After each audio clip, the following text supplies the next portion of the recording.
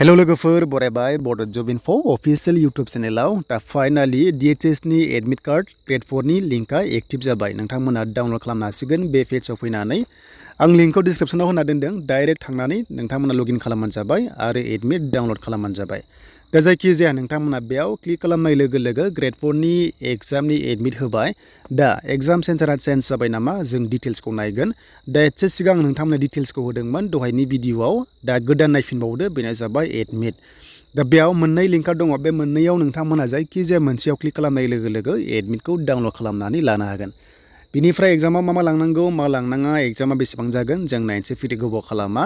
दा नोंथांमोना जुदि आइडि बावदोंब्ला बे फरगटआव क्लिक खालामबानो गाव गावनि मबाइल नाम्बारखौ होनानै रिकभारि खालामनो हागोन आरो जेबो जिंगासिनांगौ गैया। स' बिनिफ्राय कलबो खालामनो हागोन नाम्बाराव। दा जायखिजाया जों फै बेयाव लगइन खालामसै आइडिखौ होनानै। दा बे एग्जामा 22 जानुवारियाव टाइमा जाबाय 1 PM निफ्राय जागोन, माने 1.5 घन्टा एग्जाम जागोन अफलाइन। स' बिनिफ्राय एग्जाम सेन्टारा बेयाव चेन्ज जानायखौ नुनो मोनाखै। जायना सिगाङाव दंमोन बेयावनो फैफिनदों। स' नोंथांमोना चेक खालामदो। बेनिफ्राय मा पस्ट एप्लाइ खालामदों बेयाव ओंखारखागोन, नोंथांमोना बेखौ नायबानो जाबाय। स' बिनिफ्राय एग्जाम सेन्टाराव जाहाथे मोजाङै थाङो नोंथांमोना एड्रेसखौ नायनानै।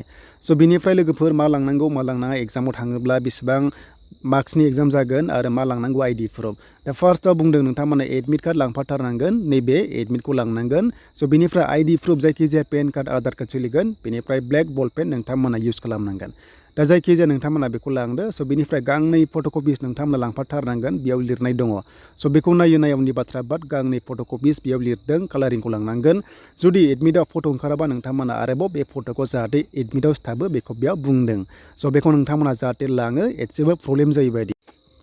स' बेनिफ्राय बेयाव माखासे जिनिसखौ लांफानो मोना बेखौथ' मिथिखागौ जायफ्रानाखि एग्जाम लिरबाय थायो। देन बेनिफ्राय एग्जाम हलाव नोंथांमोना 1 घन्टानि सिगां जाहाथे सहैयो आरो लोगोसे नोंथांमोना 15 मिनिट्सनि सिगां जाहाथे नोंथांमोना एग्जाम हलाव हाबो। देन बेनिफ्राय टटेल मार्क्सआ जाबाय 100नि एग्जाम जागोन, बेखौथ' मिथिखाबाय। टाइमा जाबाय 1.5 घन्टा नोंथांमोना टाइमिं मोनदों, बेयाव लिरदो।